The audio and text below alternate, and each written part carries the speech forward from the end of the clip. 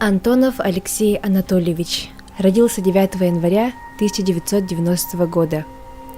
В моей памяти мой брат остается веселым, добрым и честным человеком. Его намерения были всегда хорошими, а его поступки подтвердят мои слова.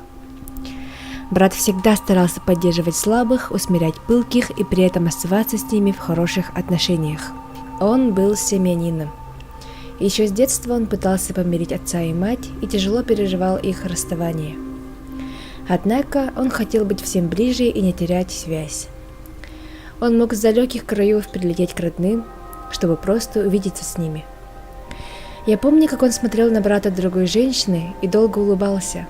Он старался изо всех сил скрыть слезы, говорил, что его брат так похож на отца. Я и мой брат были похожи намерениями, поступками и интересами. У нас даже в жизни происходят одни и те же события. Алеша любил и любит свою жену Алину и 3 детей. Я это знаю и чувствую. Брат всегда хотел создать семью, которую он бы не бросил бы никогда. Однако его нет. Где его искать? Возможно, его несло сильным течением. Возможно, он где-то глубоко в бурной реке. А надежда верить в то, что он выжил, потерял память и кто-то его приютил. 3 августа 2017 год. Была сильная гроза. Она мне напомнила сон, в котором был мой брат. После работы я гуляю по окраине города, вокруг желтая, сухая и высокая трава. Солнечно. Я смотрю под ноги и вдруг замечаю, что кто-то ко мне приближается. Поднимаю глаза, а там Алеша.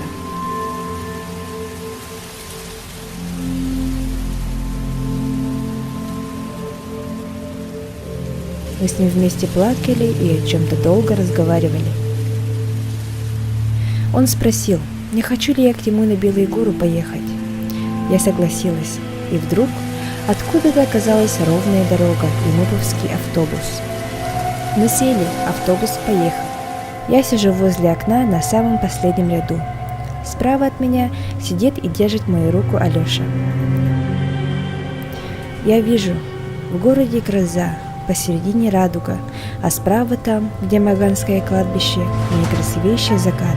Это была самая живописная дорога в моей жизни. Много торнадо в чистом зеленом поле, река, начало которой находится как будто в небесах.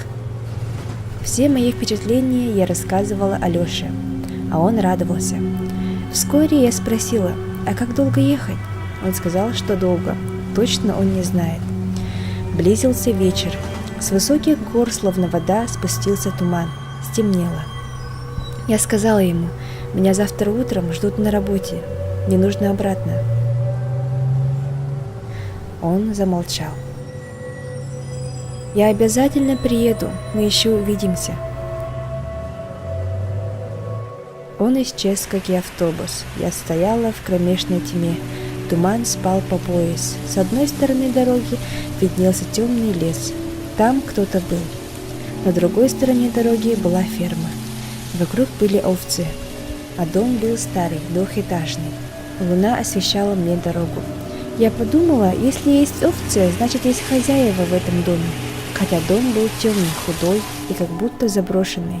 Я вошла. «Извините, кто-нибудь есть?» Слева была лестница наверх, справа гостиная. Включился свет со 2-го этажа. Спустился парень.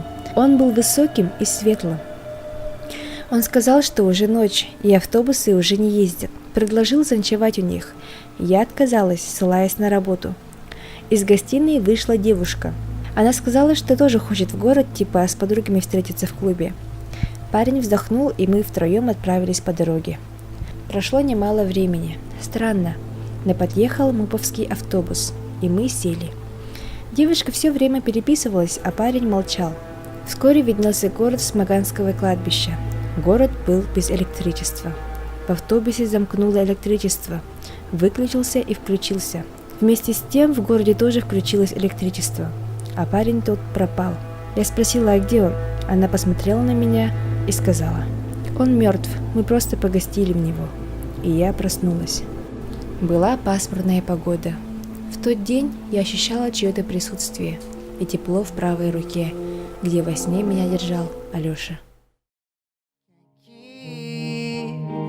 If they say, who cares if one more light goes out in the sky of a million stars? It flickers, flickers. Who cares when someone's time runs out? If a moment is all we are, or quicker, quicker. Who cares if one more light goes out? Well, I do.